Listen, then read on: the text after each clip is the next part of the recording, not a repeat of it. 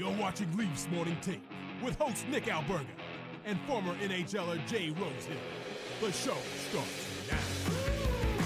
Off we go. First and foremost, we raise a glass to those who have sacrificed, done everything for this country over X amount of years. Serve right now on this Remembrance Day, lest we forget. Nick Alberga, Jay Rosehill, the Tuesday edition of Leafs Morning Take presented by Bet365. What's going on, Rosie? Happy Remembrance Day, man. We started a little late doing a moment of silence to remember those. I hope our poppies don't offend anyone. Are we allowed to wear them on the show today, Nick? We are. And it's funny you say that because obviously the whole Don Cherry thing a couple of years ago, but I feel like as I get older, and maybe this is common with a lot of people, I get more passionate about what people have done for me to live here and be free in this country. I don't know if you feel the same way. Yeah, good for you. I don't know, something came across my screen this morning about them banning poppies in a courtroom or something. And then I look at the comments. Everyone's like, you don't understand the issue. It's like, how much mental gymnastics do you have to do to take a simple thing like wearing a poppy to remember those who had to do something insane with their lives, who nobody today and age could ever even dream of going through, just to remember them. And then you twist that into this is hurtful or scary or wrong. Like, drives me nuts. I can't stand that shit. Anything traditional is all of a sudden so awful. Forget that. Wear your poppy and remember those who had to go through something. I can't imagine having to live that life. Yeah. Everything comes to a stop. You're loading up. You're going overseas. You're dying. Everyone in the newspaper that's from your town and who you love and know are dying. All the women stop doing everything and help out in the factories and everything. It would be insane, and it doesn't hurt anybody to stop for a second and remember what they went through so that we can live the way we live. Very well said, and I think very appropriate guest today. Brian Burke's coming up in about 25 minutes' time. You lived it as a member of the Toronto Maple Leafs. Burke does so many great things in the community, has done so many great things in the community as well, but the whole Troop initiative has been a long-lasting thing ever since the Burke era, right? Yeah, him and Schenner got together with Luke's Troops, and Burke kind of planted in Luke's ear to go over to Afghanistan. I think he went over there twice to talk to the troops and see what those guys are doing and see what they're going through. Pretty good. And then the Leafs have followed suit. It was Luke's Troops after. And when I was there last week, got to give a jersey away to a service member as well. And him and his wife were really awesome people too. So always good this time of year. Take a minute to just pay some respects. On behalf of both of us, thank you, lest we forget. Our Super Chat charity partner is Sick Kids. Want to make sure that your question or comment gets on the show. Hit us up with a Super Chat. Proceeds from our Super Chat will go to Sick Kids, ranked the #1 research-intensive children's hospital in Canada and 3rd in the world. Next on the agenda, happy birthday, producer Vic. And behind the scenes, Vicky did tell me what he requested for his birthday. Do you know what it is? Something from Amanda that's extra spicy. Amanda being his wife? No, that's incorrect. He wants a Maple Leafs victory. You're off track. We do a Leafs show here. He would like a Maple Leafs victory for his 35th birthday. So happy birthday, Vic. And fingers crossed that goes your way tonight, Vicky. In all ways, Vicky. Yes. And a nice Leafs win capped off by some marital festivities. I hope you get everything you're looking for, Vicky, baby. We appreciate you, buddy. Yes, sir. Vic's the backbone of the operation here at Leafs Morning Take. And all I could think about getting ready for the show today was obviously Vic, Remembrance Day, and what Connor McDavid did last night for the Edmonton Oilers. That's the type of effort, Rosie, the Leafs need from one of their stalwarts, one of their big boys, whether it's Matthews, Nylander, Tavares. Will this team to victory? I don't know if you caught that game against Columbus. Was not pretty for the Oilers. In fact, I think they tried to lose that game. McDavid's like, we're not losing tonight. They're like, okay, let's win this hockey game. Pretty amazing for a player to be that good to, I mean, you'd think you'd come out against Columbus after the absolute PP whack you got against the Colorado Avalanche. The previous game, 9-1, like, oh, baby. But they didn't play good at all. And this guy just said, screw this. I'm not going through this again. Doink, highlight reel, probably goal of the year so far. His second one was beautiful too. Just literally pile on my back. I'll do everything. Everyone's dog shit tonight except for me. Unbelievable skill with the ability to do that in that league. But it's funny because, what they're going through, if the Leafs were going through what they're going through and Matthews had a big night and got 2 goals and kind of got things done, the narrative would absolutely be that's not sustainable and they're dog shit and why, you know what I mean? But it's kind of funny, and I know people aren't real happy about what's going on in Edmonton, but you got one guy who can do it all, and I agree with you. It would be nice to have a guy like Matthews have one of those statement games, like, get out of my way, I'm taking over, I'm imposing my will on this game, and it's going to be enough to win the whole game, even though no one's going around me. But that being said, I don't think you can knock the Stars on this team right now. They're doing their job. They're rattling off points. Yes, it's not perfect, but I think it's more of a collective effort, especially on the defensive side of things, that has got their woes the last couple of games. They just got to find a way to be more consistent and, pick up on that 3-game winning streak. You got to continue that on. You can't just drop 2 ugly ones after that. Tonight's a pretty big game against Boston, revenge game. They know them. They're familiar with them, just played them, and they owe them one. So looking forward to tonight. Yeah, I thought it was really weird being on social media yesterday, and obviously we had a bunch of different clips regarding yesterday's show and us just, beating up on the Maple Leafs. And a lot of people wanted us to go heavy on Austin Matthews. Like, if I'm ranking the players that I'm really, really royally pissed off with, I don't know if Matthews is atop my list right now. Like, I understand he's the captain of this team, and I think people put too much stock in captaincy in this day and age in 2025 in the NHL. We lived it with Tavares. I think people have short minds, man. With Tavares, people are like, he doesn't talk enough. He sucks. He's a shitty captain. Let's give it to somebody else. They give it to Matthews. It's the right choice.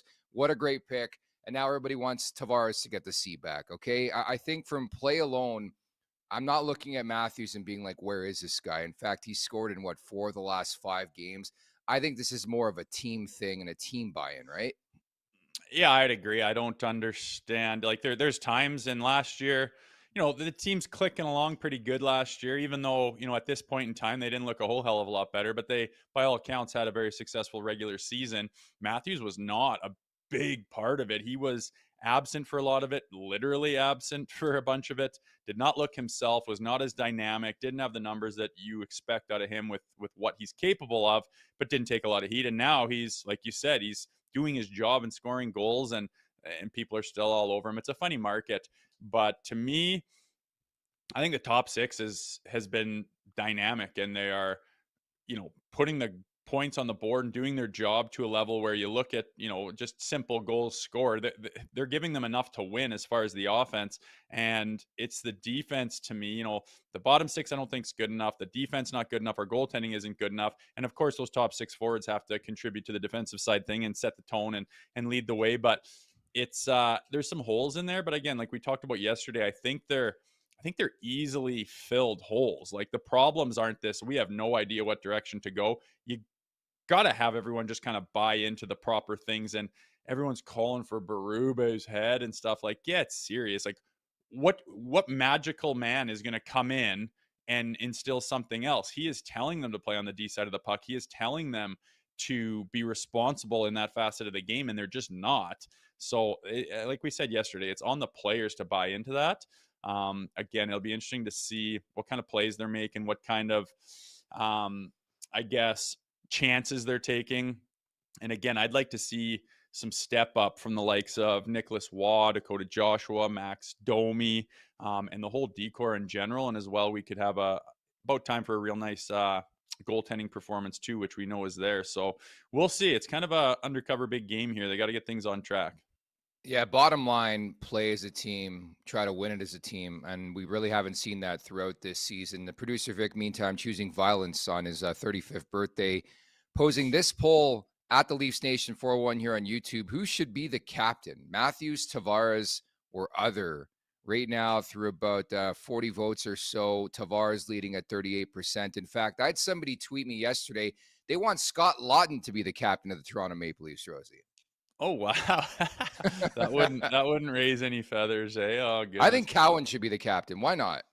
Yeah, maybe he will one day. I think Nyezy's next in line for the captaincy, to be honest with you, seeing how, not to go too far ahead of things, but I think he's cut from the right cloth to do things the right way. He's got the personality, the drive, the style of play that is, got leadership written all over it, if you ask me. But to be honest, that has not even crossed my mind, the captaincy or the material letter that you wear on your jersey. It doesn't mean a whole lot to me. Matthews is going to do his thing. He's a certain type of player. I've always wanted him to play more vigorously and more chip on his shoulder. And maybe he's just not cut from that cloth, but I do notice when I'm frustrated with this team, it is a lack of energy, a lack of chip on your shoulder type of play. And you see some teams when they go through something that's not positive, they've got enough guys there to, they play a style that jumps out at you, and it's fast and furious, and it's relentless. And these guys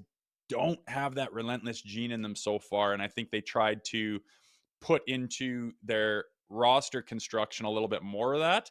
And, that is Dakota Joshua, and that is Nicholas Waugh, and that is Max Domi. Those guys, I need them to have this relentless attitude that just leaps off the page. A lot of times especially when things aren't going well, it's like they're kind of waiting and watching, and what are they going to do with this? And you have to just blow up their game plan and just force and attack and work and hit and scrum and drive. And it's all that kind of shit that just blows apart another team's strategy.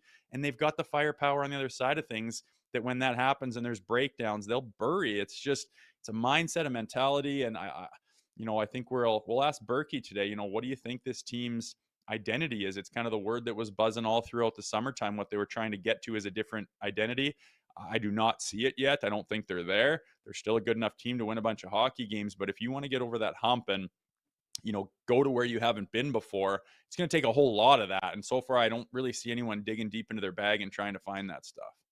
Watching the Hall of Fame speeches last night, it brought me back to like the Pat Quinn era, obviously with Almo there. And killer instinct was a big sort of phrase that we've used in this market for like X amount of years. But you talk about killer instinct. I know the Leafs didn't get to the summit, but that team knew how to win some hockey games and bared down and played hard and played heavy. And you're so right. Simplify the game, play very direct hockey. And that's been the problem with this team, specifically over the past weekend, just trying to be too pretty, too beer league style. You just got to be more direct. And we all know the way Craig Berube wants to play. It's time for them to go out there and execute. Speaking of which, one of our faves on today's podcast, I talked about off the top, Brian Burke is stopping by in 15 minutes. I can't wait to see what he has to say on the past weekend and the start to this Maple Leaf season, Rosie.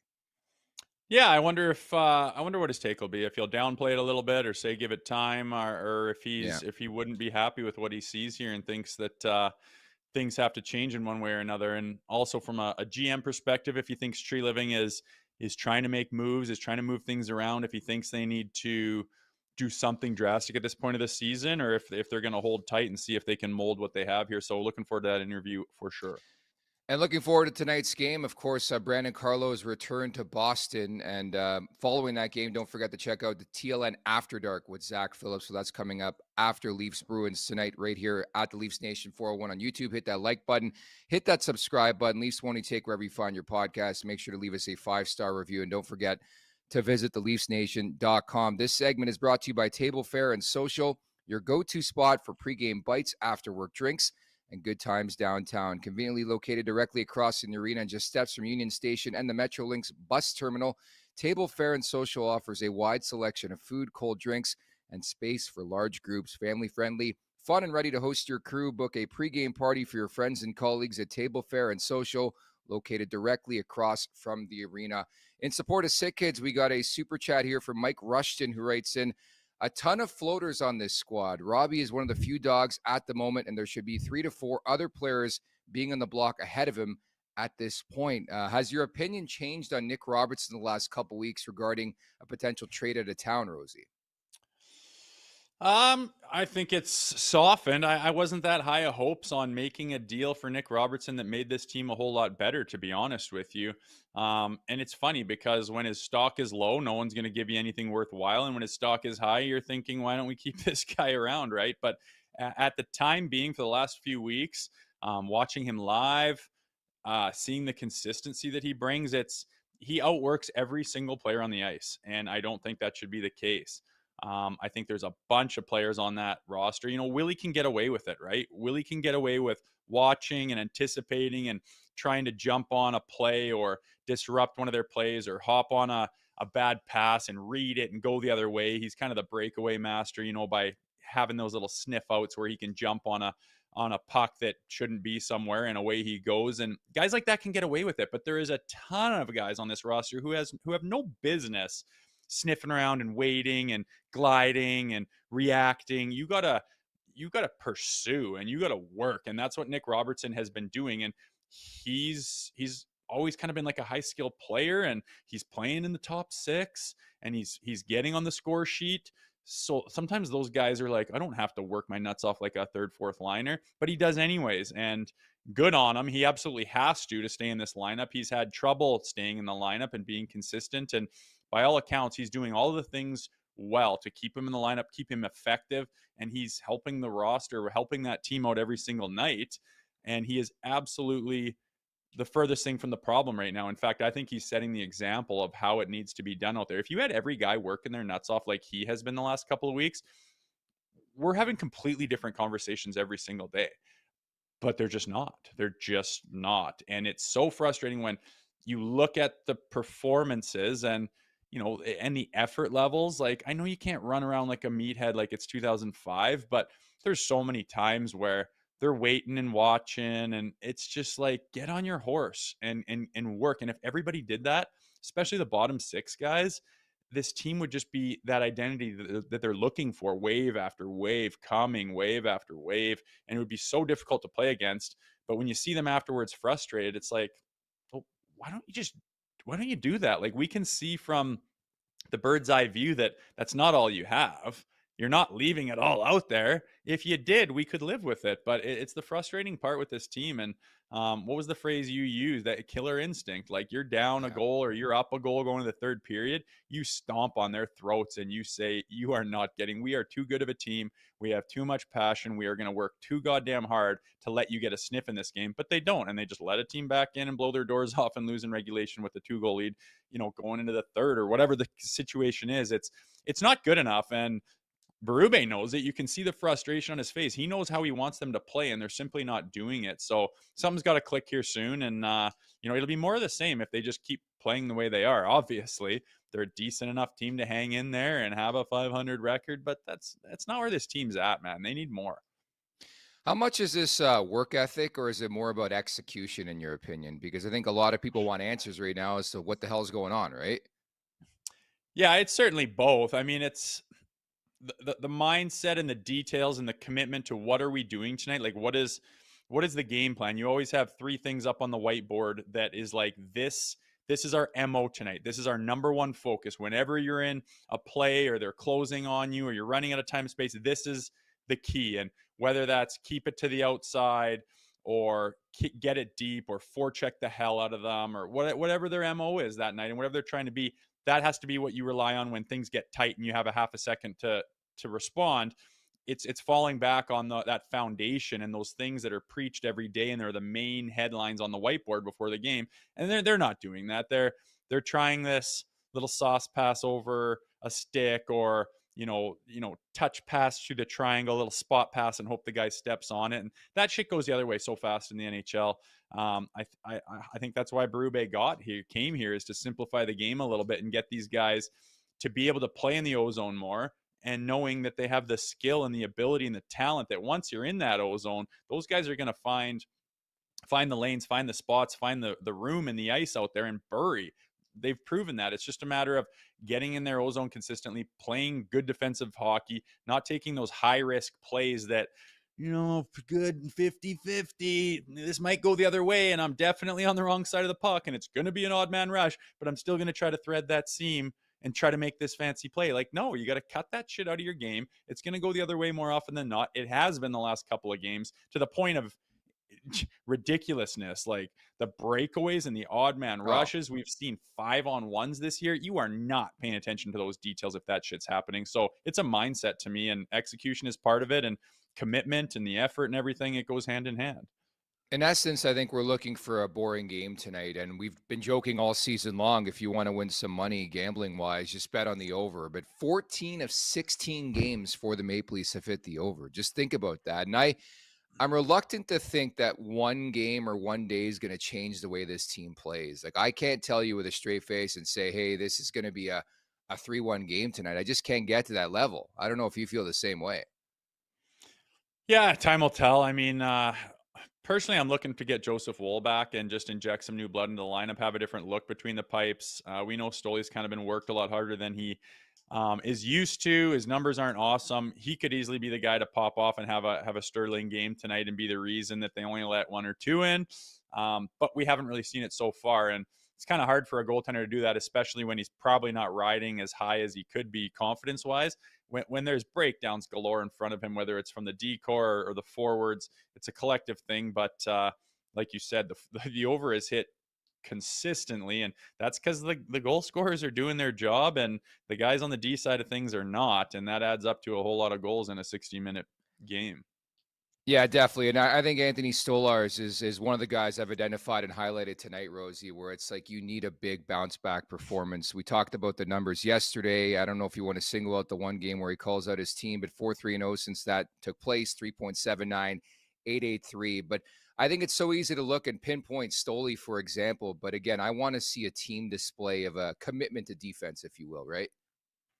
Yeah, and the decor themselves, those 6 guys Yeah. have not looked awesome. 6, 7 dudes. I know Tanev being out is difficult, but I mean, you look at them last year, they were fantastic, right? There was no worries about the D. It was kind of a polar opposite team than the last couple of games we've seen. They were pretty good shutdown. You couldn't penetrate them. They would move the puck up with ease and keep it. It looked simple, right? And playing on the back end, playing defense. When you're playing well, it looks easy and it looks simple. And it's looking difficult out there for them right now. And I don't know if they're going to mix up their pairings or what, but every one of them to a man, as well as collectively as a group of 6, needs to be a little better. And that comes with getting help from your forwards too. You need that back support. You need the back pressure. You need the support down in the D zone, and your centermen got to be working their bags off to be everywhere and help. And we just haven't seen enough of it. And it's led to some pretty subpar games. So yeah, looking forward to all those guys elevating their game a little bit. It's not there, and we know they can be better. And looking forward to today's guest here on Leafs Morning Take at the Leafs Nation 401. Hit that like button, hit that subscribe button as we get set for this Brandon Carlo revenge game as the Leafs visit the Boston Bruins. We welcome in the one and only now Brian Burke. Berkey, thank you so much for doing this. We're still on the heels of that ugly weekend for the Maple Leafs. What did you see from them this weekend? Well, it was ugly. I agree. It was not very impressive. They looked flat. And they loaded up the big line, and it didn't help. Mm-hmm.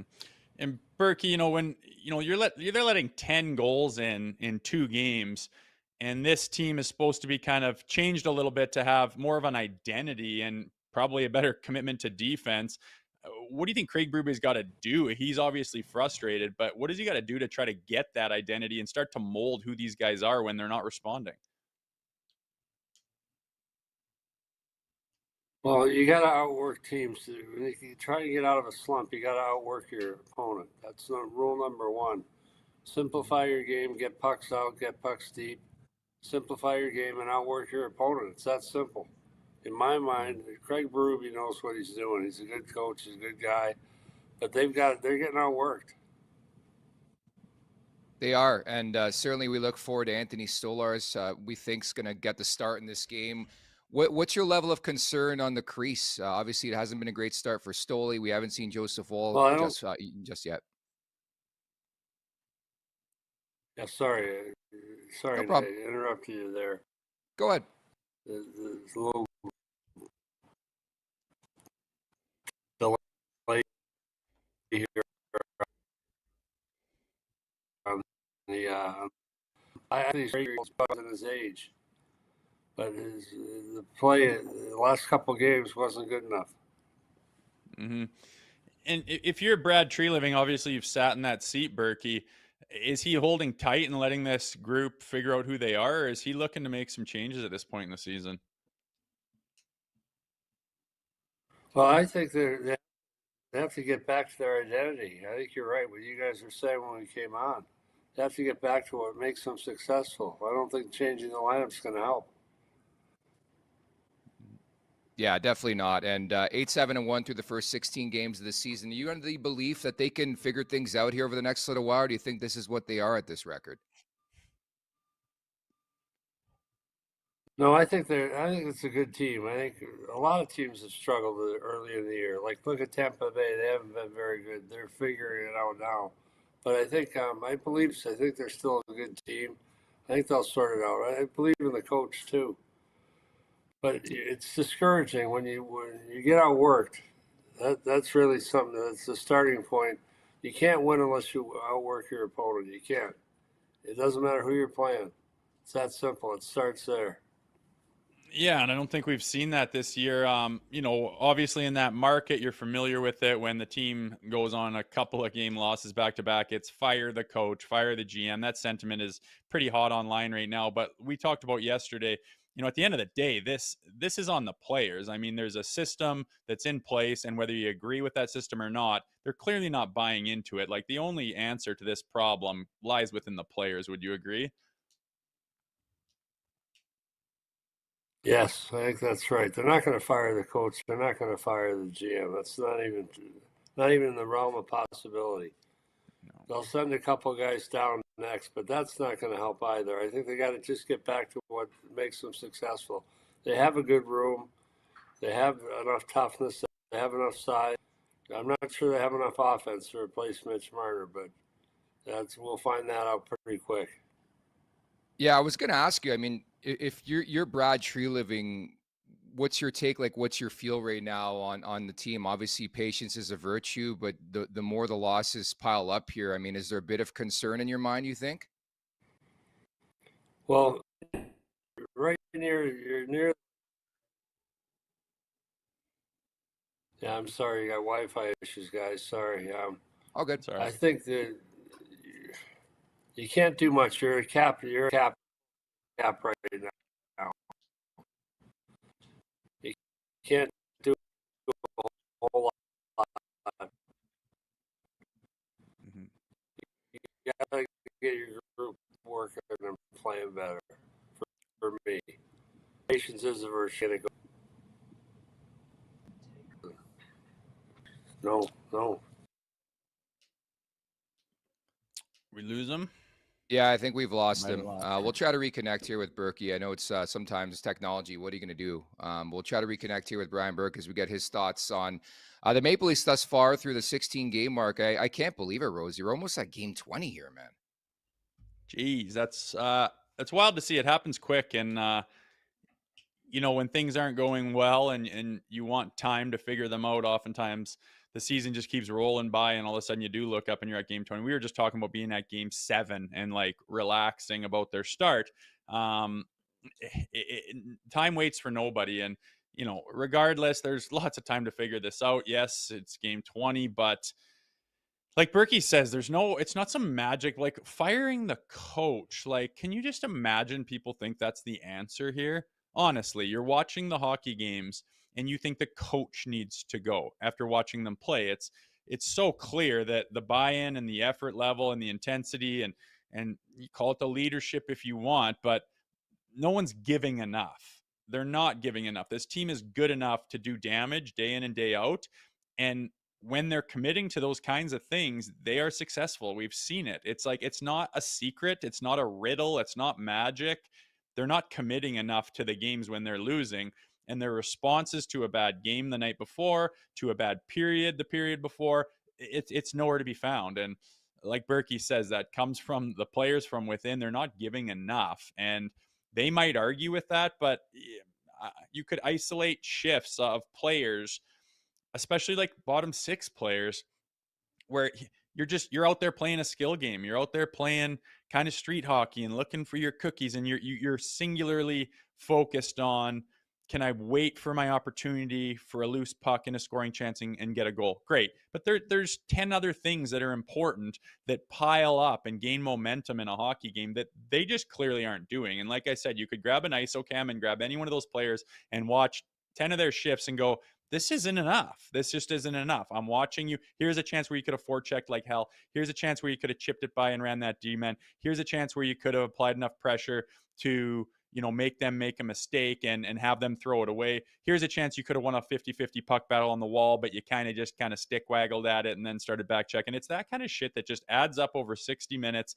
And to me, the big boys are getting on the board, and that's great. But the bottom six, you gotta set the table for that kind of stuff, and I don't think they're given enough right now. Yeah, and again, it's got to be an attention to detail defensively. That's where it starts. Obviously, the crease, the goaltending has to be better with Anthony Stolarz in there. The D has to be better, and the cohesion from the forwards to D has to be better. Like I think to your point and to what Berkey was saying as well, it's a team buy-in, and that's what I think people are looking at. I know people are trying to point fingers at coaches and players. I don't view it that way. I do look at this, Rosie, and say like this is fixable, but it's got to be a buy-in mentality, I think. It's not even that hard to fix. Like Yeah. like Berkey said, firing Mm-hmm. Berube has not only has there not been a conversation within the organization about it, there hasn't even been a thought about it. Like it's and I'm not like rah-rahing Berube, like whatever. Yeah. I don't think he's the savior, this genius or anything like that, but his system is simple. It's been laid out cleanly. It was fairly successful last year, and it hasn't changed. You've only got players that should be able to buy into it even more than the roster they had last year. And that's why they made the changes, but the players aren't buying into it. And he hasn't lost the room. They aren't turning their back on him or anything. I don't know exactly what the problem is, but everyone to a man is kind of hoping and thinking that someone else is going to do it. And it's just not leading to success lately. Again, we're 2 games removed from being on a 3-game winning streak. They're not that far off. But if you want to take the last 2 losses and why they lost, it's not rocket science. Yeah, very well said. At the Leafs Nation 401, hit that like button, hit that subscribe button. Our apologies on the Berkey front. We'll try to reconnect with him down the road, obviously, and get him on the show. We love having Berkey on the show to get his honest, candid opinion on this Maple Leafs team. And it happens from time to time. That's technology, right, Rosie? I mean, sometimes it's going to work. Sometimes it's not going to be your friend. I wonder if it's the same hotel we have issues with the Shen brothers love to do their stuff from, too. I think it is. Well, no, the Shen brothers are just on the guest Wi-Fi. They don't pay for it. That's the problem right there. I'm sure Berkey's on the best internet available. Yeah. But it does suck. And the people that have been following our show for a while, with the different programs we use and whatnot, we've had some difficulties in crashing computers, and it's all part of it. I mean, you see technical difficulties with multi-million dollar big boy cable outfits and shit like that. It happens. And Wi-Fi, unfortunately, isn't always as dialed in as it could be. But we cut Berkey a little bit short there. That's the way she goes. Yeah, it happens. Anyways, we roll on here. The lines from the morning skate, a subtle tweak. Curious to get your opinion on this, but looks like the top line's going to be Nyes, Matthews, Robertson. Line 2, McMahon, Tavares, Nylander. So a new look top 6. Let's sign a new line combination to talk and dissect, Rosie. Interesting. Yeah, I think Robertson deserves to be up there. I don't know if I would tweak it. I feel like JT's having success there with Robertson and with Robertson and McMahon and Robertson there with Tavares. I feel like the chances they had and Johnny T was finding them. And again, Robertson's working his nuts off. I felt like Bobby was successful. So whatever, they're going to tweak that. I'm more interested in the bottom 6. Any changes to that? I don't have it in front of me. No, it doesn't look like it. It looks like everything will be the same. Just looking at the chat one more time. Obviously, now I can't find. Oh, there it is in the other chat. So the bottom 6 will be Joshua Waugh, Michelli, Lorenz, Domi, Blais. So it looks like Yarncroke on the outside looking in for that line combination. And Lorenz on the outside still, hey? Yeah. Well, no, Lorenz is in now. Lorenz is in. So he was a healthy scratch against Carolina, but it looks Lorenz is in, and Yarncroke could be the odd man out again. Oh, gotcha. Yeah. Well, there could be, they're not huge moves, whether it's Lorenz or Blais or Yarny or whatever, but you're trying to get guys in there that want to be there. And sometimes it is just like a 4th line guy working his absolute nuts off, banging, crashing, creating a turnovers, bang, bang, two jabs at it. You get a scoring chance, get the big boys out there for an ozone face-off. They win the draw and another chances. And now all of a sudden we've got the momentum and away we go and we're feeling good. And let's follow this up and let's keep this going. And all of a sudden you're out shooting them and you won that period and you go into the intermission. It's like, that's how it's done, boys. It's just something small like that. But those guys that are on the bubble with being in the lineup every single night, like, you're watching the games, you're seeing the frustration. Why don't you be the one to bring that shit? Like, honestly, again, Robertson, there's a reason he's in the lineup and on the top line right now. There's a reason. It's not because he's standing on the back door, clapping them home, hitting the, bar down. It's because he's working his nuts off and he's getting rewarded for it. And the team needs a lot more of that. So here's a guy doing it and you're getting rewarded. Anyone else want to get in line for this? Like, there you go. You want to be in the lineup every night, or do you want to be press box fourth line, press box fourth line? Like, bring it. Empty the fucking tank and just give your all-out effort. Make every single person in that building, old or young, look down and go, look at that guy. He's leaping off the ice to me because he is everywhere and he is relentless. And I just don't see that enough. And it blows my mind because these guys their careers are on their line. Their opportunity to be on this team are on the line. Like, there's no one in the bottom six, the guys that we're talking about that are in and out of the lineup that are just staples there. They're fighting tooth and nail to be in the lineup and being part of a winning team. So what are you waiting for? Now is the time. Solidify yourself in the lineup. Make it impossible for them to pull you out. But again, haven't seen that in a little while. Yeah, definitely. I know some of you in the chat are calling this a must-win game. I don't view it that way. It's game 17 of the season. Got to pace yourselves. Yes, I would like to see them win, but I won't lie. I think watching the Oilers game last night, if I'm expecting a response, maybe it doesn't come. I wouldn't be shocked. I think we're going to find out and be more clear in the next 10 to 11 games. I think 7 of the next 11 are on the road, what this team is. Like, we're reaching the point where this is no longer a smallish type sample size, and you start to figure out what this team is. But I think it's interesting too, like, even hearing Burke in the short time there, he thinks this team is good. He thinks they're going to turn things around. But that's been a constant and a consistent sort of narrative and opinion by our guests this season. So I don't know. Like, I've been pretty steadfast in saying I like this team. You have as well. Many others have as well. But it's one thing to say that. It's another to go out there and show it and prove it and demonstrate that you are, right?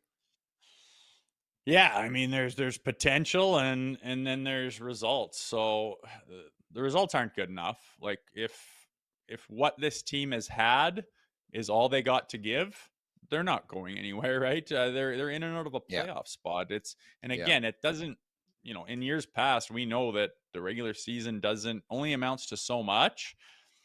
But if everyone thinks this team is good, there's going to have to be a point in time where they prove that on a consistent basis. And, no better time to start than tonight in Boston. I think they probably have a sour taste in their mouth. It started this skid against them. That, you call it a skid, it's 2 games, and maybe we're guilty of being too hard on the team. But the way they lost those last 2 games, it was ugly. And you can lose some nail biters and you can get the bad bounces, and that stuff happens to everyone in the NHL. But to lose ugly the way they have after finding it for 3 games and being on a 3-game streak and having your big boys going and doing things kind of the right way, you want to build on that and turn into a 5 and 6 game winning streak. But they just took their foot right off the gas, abandoned the game plan, started doing fancy sloppy shit, and it's disappointing. And again, if this team wants to prove that they are as good as a lot of people think they are, they gotta get it going. Like you said, it's not the end of the world. It's not a must game, but we're creeping on 20 here, and it's then you'll be at 40, and all of a sudden it's past Thanksgiving, it's past Christmas, and you're trying to get your ducks in a row for the playoffs, and you don't want that to be a mad scramble. It's pretty crazy to see some of the opinions over 2 ugly losses, where we've seen this type of rodeo before from these guys and this team over the last 10 years, where people are going to the depths and levels comparing the Carlo trade to the Kessel trade and Dougie Hamilton trade. And, the list goes on and on. I'm not there yet. I know it hasn't been pretty on Brandon Carlo, but I still love the cost-effective nature of that contract. We watched 1 game of Fraser Minton. Everybody's like, this guy's the second coming of Patrice Bergeron. I think he's a good player. I think he projects to be a 3rd-line center, maybe a 2nd-line center. He's a good player. Obviously, the first-round pick, we'll see on that front. But Carlo's got to pick it up a bit. The Lawton trade's getting a lot of heat right now. It just shows you the magnitude of this market. They could easily go out tonight. They could win 5-1, and the parade's back on. It's interesting documenting on a daily basis some of the takes in this market. Yeah, it shows the passion and the care, right, that people have in the team. And sometimes, unfortunately, that rears its head in an ugly way. But I don't think you can live and die by every single game. I know that the players certainly don't. You can't get through a season if you absolutely live and die. Like, you'll probably have a heart attack, and they know it's a process, and it is. but you want it to be a smoother process, and you want it to be like a progression, right? Of, okay, we saw what we had in the first 10 games there. We made some adjustments that we knew were what was needed to get more consistent. So now we are 100% applying ourselves to those changes on a consistent level. And you just don't see that. It's kind of too yo-yo-y, right? And everyone's got their opinion on what that is. At the end of the day, I don't think anyone truly knows. Is it the leadership? Is it this? Is it the coach? Is it that? It's a combination of things. It's hockey. It's 20 guys trying to do something together. Keep in mind, every single night you're playing against an NHL caliber team who's also trying to do all of the things that they're looking for. Sometimes that it gets imposed on you, but you want to see a healthy progression of consistency of the team getting better and plugging holes, building on what their strengths are, shedding some of the bad habits, and just constantly getting better as a team. And again, at the 17 game point, we're looking at 20 here. It's time to start to see that. And I think they're working towards it. But again, tonight's a good day to put that on the board and show that they are headed in that direction. And by the way, Anthony Stolarz confirmed starter for this game as the Leafs visit the Boston Bruins. Again, 7 of the next 11 on the road for the Leafs. They're back home, by the way, on Thursday when they'll host the Los Angeles Kings at the Leafs Nation 401. Hit that like button, hit that subscribe button. It's time now for the last call, brought to you by Bet365. Whatever your bet is, it's never ordinary at Bet365. Download the app and get in the game. Use code NATION. That's NATION, NATION. Must be 19 or older, Ontario only. Please play responsibly. If you or someone you know has a gambling problem, visit ConnexOntario.ca. So what are you looking at from a bet perspective tonight? I know I did play the Leafs. I haven't seen the numbers since last night, though. I think I got it around minus 130. Yeah, it looks like minus 135 right meow. I'm going to take them on the spread. I think they're kind of going to pop off. I think they're going to have a commitment to defense, and I think their hot players are hot. So I'm going to take that's plus 180 for them to win by 2. And I'm going to mix in a sneaky little parlay. I don't think it's going to be crazy numbers, but points from Nylander, Matthews, and Nyes all together. I think they all got on the score sheet today, so I'm going to parlay that. Yeah, the number around minus 135, that concerns me. I don't know. Anyways, they got to find a way to win this game. They got to find a way. It sucks betting on the Leafs, man. It's like Vegas covers their ass. If there's exponentially more people betting on one side, which there is because there's such a following for the Leafs, their number is going to be juiced to protect Vegas. It's just the way it goes. So I always try to find sneaky ways to get some value, because usually taking them on the money line, they're oftentimes favored, where I'm like, they are in tough right now. So it's tough. You got to find inventive ways out there, but that's sports betting, folks. Exactly. So we'll reconvene coming out tomorrow, the Wednesday edition of Leafs Morning Take. We got Thomas Caberlet coming on the show tomorrow, so that should be interesting to look back at the Pat Quinn era, your former teammate as well, get his perspective on this Maple Leaf start, and of course played for both the Bruins and the Maple Leafs and the Carolina Hurricanes for that matter, right? Kaba, yeah, it'll be fun to talk to him. This will be the second time he's on the show, eh? Yep, we had him on last spring. Yeah, Cabby won the Cup with Boston, right? Yeah, he did, didn't he? It's weird. Snuck over there. Snuck over there last minute. Yeah, he's a great guy though. Again, professional, does things the right way, very skilled, and a very nice, honest, generous, good dude. And I think that'll show through in the interview, if I do remember. He's a solid dude. So great pickup. Hopefully we got some better Wi-Fi connections than Mr. Burke did today. Yeah, a little disappointing today, I'll be honest. But Thomas Caberlet coming up tomorrow. We'll recap Leafs Bruins. We'll also look ahead to the game against the Los Angeles Kings on Thursday. Again, happy birthday to producer Vic, 35. Enjoy it, buddy. Thank you to Vic at the Leafs Nation 401. Hit that like button, hit that subscribe button. Leafs Morning Take wherever you find your podcast. Make sure to leave us a 5-star review. Don't forget to visit theleafsnation.com. Also, don't forget to check out the Leafs Nation After Dark tonight with Zach Phillips. For Jay Rosehill, I'm Nick Alberga. We'll talk tomorrow. Take care, everybody. Make sure to check out more of our content right here on the Leafs Nation YouTube page. We got long-form interviews, we got clips, we got epic rants by Jay Rosehill. We simply have it all. And don't forget, you can find out much more at theleafsnation.com. Thanks so much for watching.